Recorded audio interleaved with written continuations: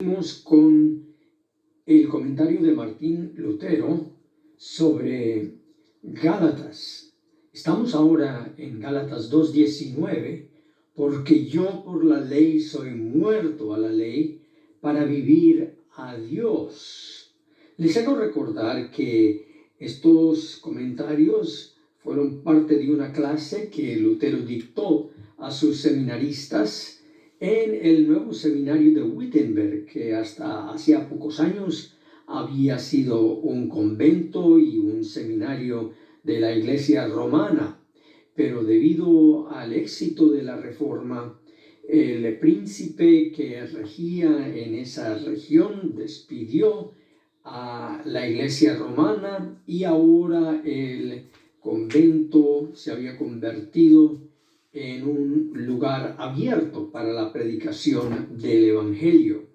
Así que aquí Lutero está dictando sobre este tema de que por la ley está muerto a la ley para vivir a Dios. Así que seguimos con la lectura. Dice que si vas a alegar conmigo por causa de mis pecados, le dice a la ley de Moisés, vete a mi carne con sus miembros, mis siervos, instrúyelos, hostígalos y crucifícalos. Pero conmigo no te metas, ni con mi conciencia, pues ella es toda una dama y una reina. Para ti estoy muerta y ahora vivo para Cristo. Con él tengo otra ley, la ley de la gracia, la que gobierna sobre el pecado y la ley. ¿Por qué medio? Por la fe en Cristo, tal cual lo declara Pablo seguidamente. Hay algunos que piensan que se puede vivir para la ley y se puede vivir para Dios simultáneamente.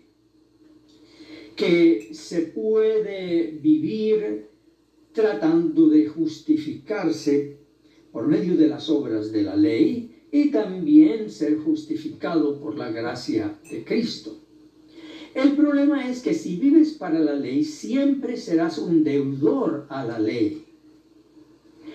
Y si vives para Cristo, no deberás nada. Serás un siervo de gratitud, porque tu cuenta ha sido pagada. Así que es imposible vivir para la ley y siempre tener una deuda, porque siempre la ley te pide más y más perfección, la ley siempre te pide más y más santidad, la ley te pide siempre más y más obediencia, la ley siempre mira tu carácter, a tus obras, a tu comportamiento, a tus pensamientos, y la ley siempre tiene algo de qué acusarte. Así que si vas a vivir para la ley, tendrás que fijarte en ti mismo comparándote siempre a la ley para ver si estás viviendo de acuerdo a la ley. Va a ser una relación muy estrecha entre tu conciencia, tu carne y la ley. Pero si vives para Cristo, no vas a deber nada. Vas a estar mirando su grandeza, su maravilla, su gracia, su misericordia que ha tenido para ti.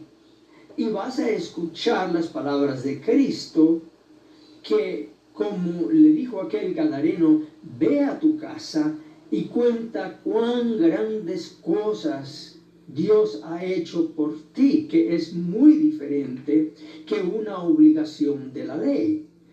Es decir, la persona va a estar siempre inmensamente, infinitamente agradecida por lo que Dios ha hecho. Así que no nos debemos dejar engañar por aquellos, y hay sectas y religiones que enseñan que se puede vivir con un ojo hacia la ley y con el otro ojo hacia Cristo.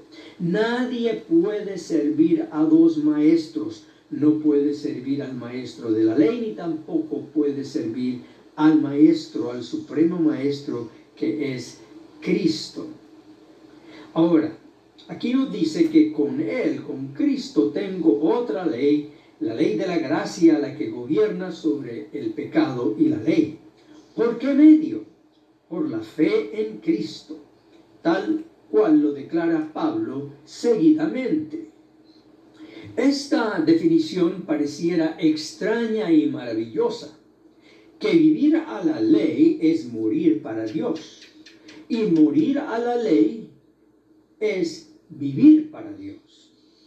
Estas dos proposiciones están enteramente opuestas a la razón. Por tanto, ningún sofista sagaz ni legalista las puede comprender. Pero tú aprendes su verdadero significado. El que vive para la ley, el que procura ser justificado por las obras de la ley, es y sigue siendo pecador. Por tanto, está muerto y condenado. Pues la ley no lo puede justificar y salvar.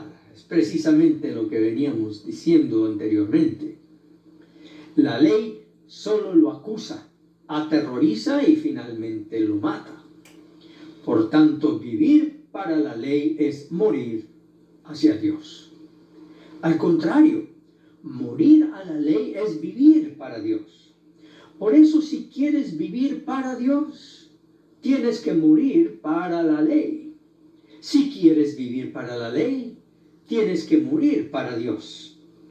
Sin embargo, vivir hacia Dios es ser justificado por la gracia o por la fe, por causa de Cristo y sin la ley y sus obras.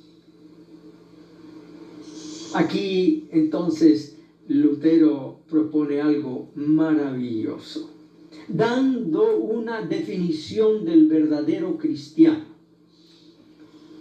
Entonces, esta es la propia definición de un cristiano. Es el hijo de la gracia y de la remisión de pecados, porque ya no está bajo la ley, sino sobre la ley, el pecado, la muerte y el infierno.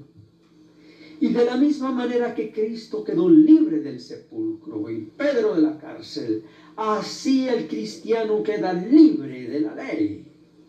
Además, entre la conciencia justificada y la ley hay un abismo tan grande como lo hay entre Cristo resucitado y el sepulcro mismo. Así también como lo hay entre Pedro librado de la cárcel y la cárcel misma. Cristo, por su muerte y resurrección, está muerto al sepulcro, de tal modo que el sepulcro, no tiene poder alguno sobre él, ni tampoco lo puede sujetar. La piedra ha sido removida, los sellos rotos y los guardas petrificados. Él ha resucitado y nada lo sujeta. Pedro fue librado de la cárcel e iba por donde él quería. Asimismo, la conciencia por la gracia queda libre de la ley. Así es con todo aquel que es nacido del Espíritu.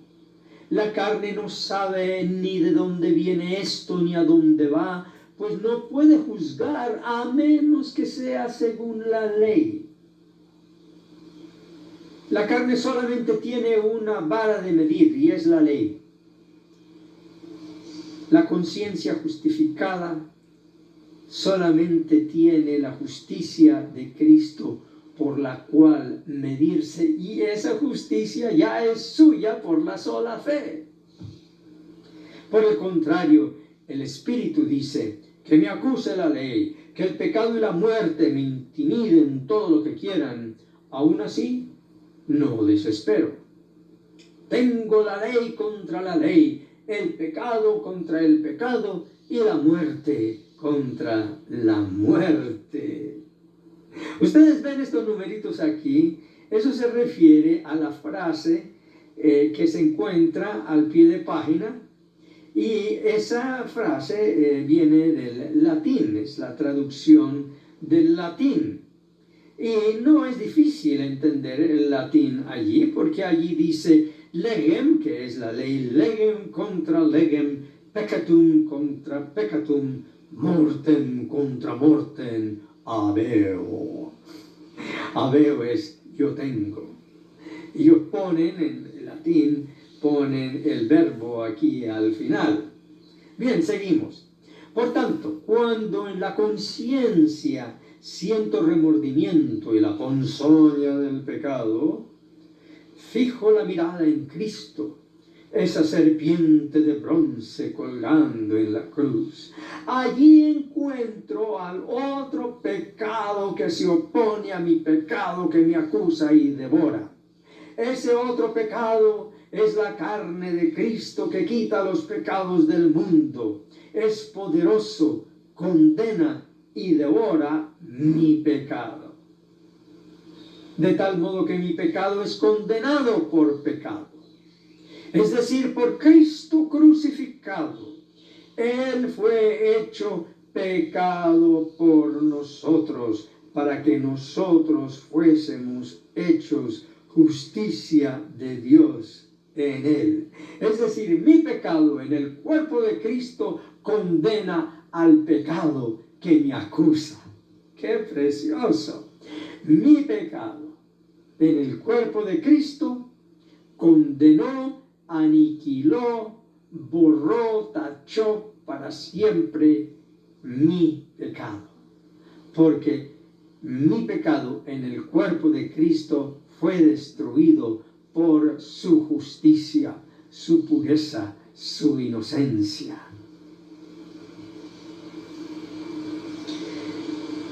De igual manera, en mi carne encuentro a la muerte que me aflige y me mata.